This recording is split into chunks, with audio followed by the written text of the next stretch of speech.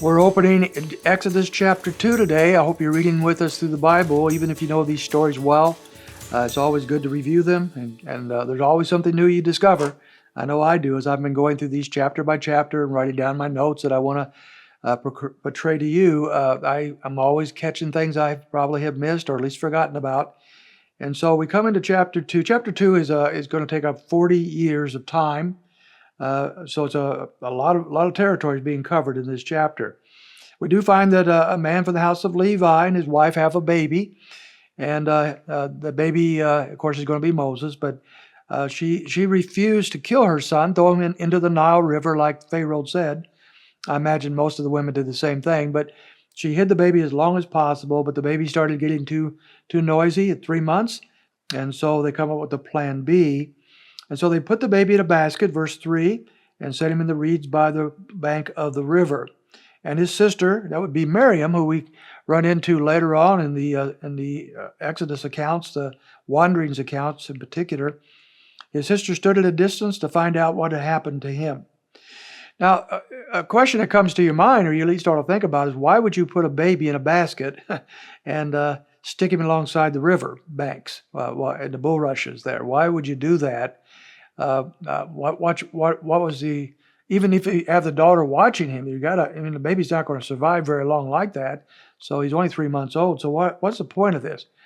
I think probably the best guess we have, without the scriptures actually saying, is that Moses' parents knew that some of the Egyptian women, especially the well-off women, and perhaps in particular the daughter of Pharaoh, came down to this particular area as a bathing spot. Remember, they didn't have all the indoor plumbings and stuff we have today. And so they came down to bathe at this particular spot, perhaps. Knowing that these women would come, and maybe knowing that the princess would come, they decide to stick a little Moses in a spot where she could see him and maybe have compassion on him. It's worth a shot. And so they do that. And of course, that works out very, very well according to God's sovereign plan. And so when the Pharaoh's daughter saw him and Miriam approached her, she said, "Shall I go and call a nurse for you from the Hebrew women that she may nurse the child for you?" And Pharaoh's daughter said, "Go ahead." So the girl went out and called the child's mother. Pharaoh's daughter said to her, "Take this child away and nurse him for me, and I will give you your wages." So the woman took the child and nursed him. What an interesting thing that Moses is given back to his mother to take care of him until he's weaned, which would be maybe 2 or 3 years old. We don't know exactly. And she's going to get paid for doing it. So what a deal for the family there. But then in verse 10, the child grew, and she brought him to Pharaoh's daughter, and he became her son. And she is the one who names him Moses, because I drew him out of the water. So Moses means to draw out of the water, or to draw out. So that's where he gets his name, Moses. But then we skip about 40 years of time here between verse 10 and verse 11. And it says, and it came about in those days that Moses had grown up, that he went out to his brothers to look around at the hard labors, and he saw an Egyptian beating a Hebrew, one of his brethren. Now, we don't know all these 40 years of life for Moses. There's traditions going back throughout the ages that Moses might have been a scholar, Moses might have been a military leader, but these are pretty unreliable. We don't know, but he was royalty. And did he have connection with his Jewish family and Jewish people throughout those years? There's pretty good indication he probably did. He would know Aaron later on. He would know Miriam. So he has some idea, I think, of his heritage. He knows he's a Hebrew. He knows he's not Egyptian. And he decides to come out after age 40, this is about age 40 here, to look around and see what's going on. Some believe that Moses at this point in time felt that he was ready to pull off the Exodus all by himself. And so we find in verse 12, he kills an Egyptian. Maybe he goes out the next day to do something similar. But the Jewish people say, "Hey, we know what you've done." And he knows in verse 14 that this matter has become known. Now he's afraid. And when Pharaoh heard of it, verse 15, he tried to kill Moses.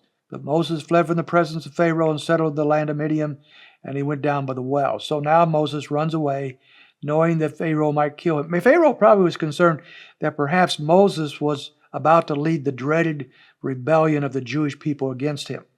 And that wasn't uncommon at all among family members in ancient times. And so he's not treating him like most of us would treat a grandson. He sees great danger in the life of Moses. And so Moses flees. He goes down to Midian.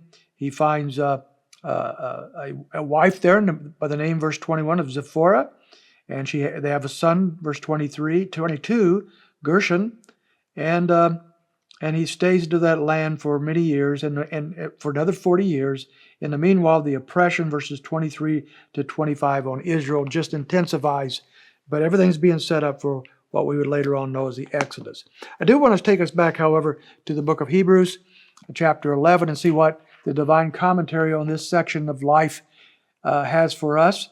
In verse 23, it says, Hebrews 11:23, by faith Moses, when he was born, was hidden for 3 months by his parents because they saw he was a beautiful child, and they were not afraid of the king's edict. They stood against Pharaoh because they were, once again, feared God more than they feared man.